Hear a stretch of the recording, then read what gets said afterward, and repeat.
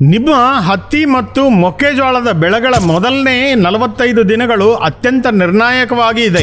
ಈ ಸಮಯದಲ್ಲಿ ಮಾಡುವ ಆಂತರಿಕ ಕೃಷಿ ನಿಮ್ಮ ಇಳುವರಿಯನ್ನು ನಿರ್ಧರಿಸುತ್ತದೆ. ಅದನ್ನು ಏಕೆ ಮಾಡಬೇಕು? ಮೊದಲ ಹಂತದಲ್ಲಿ ಕಳೆಗಳು ಬೆಳೆದರೆ ಅವು ನಿಮ್ಮ ಬೆಳೆಗೆ ಅಗತ್ಯವಿರುವ ಪೋಷಕಗಳನ್ನು, ನೀರು ಮತ್ತು ಸೂರ್ಯನ ಬೆಳಕನ್ನು ಕದಿಯುತ್ತವೆ. ಪರಿಣಾಮವಾಗಿ ಬೆಳವಣಿಗೆ ಕಡಿಮೆ ಆಗುತ್ತದೆ. ಯಾವಾಗ ಮಾಡಬೇಕು?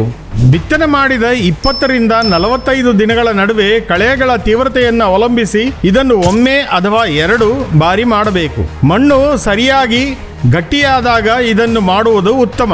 ಅದನ್ನು ಹೇಗೆ ಮಾಡುವುದು?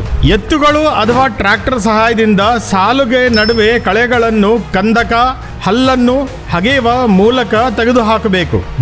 ಸಸ್ಯಗಳ ಬೇರುಗಳಲ್ಲಿ ಬಳ್ಳಿ ಇರುವ ಕಳೆಗಳನ್ನು ಕಾರ್ಮಿಕರ ಸಹಾಯದಿಂದ ಕೈದಿಂದ ತೆಗೆದುಹಾಕಬೇಕು.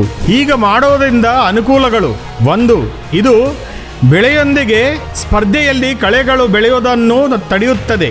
2. ಇದು ಮಣ್ಣನ್ನು ಸಡಿಲಗೊಳಿಸಿ ಮತ್ತು ಸಸ್ಯ ಬೇರಿನ ಬೆಳವಣಿಗೆ ಸಹಾಯ ಮಾಡುತ್ತದೆ. 3. ಇದು ಮಣ್ಣಿನಲ್ಲಿರುವ ತೇವಾಂಶ ಆವಿರಿ ಆಗದಂತೆ ತಡೆಯುತ್ತದೆ. ಇದು ಗೊಬ್ಬರವನ್ನು ವ್ಯರ್ಥ ಮಾಡದೆ ನೇರವಾಗಿ ಸಸ್ಯಕ್ಕೆ ಒದಗಿಸುತ್ತದೆ.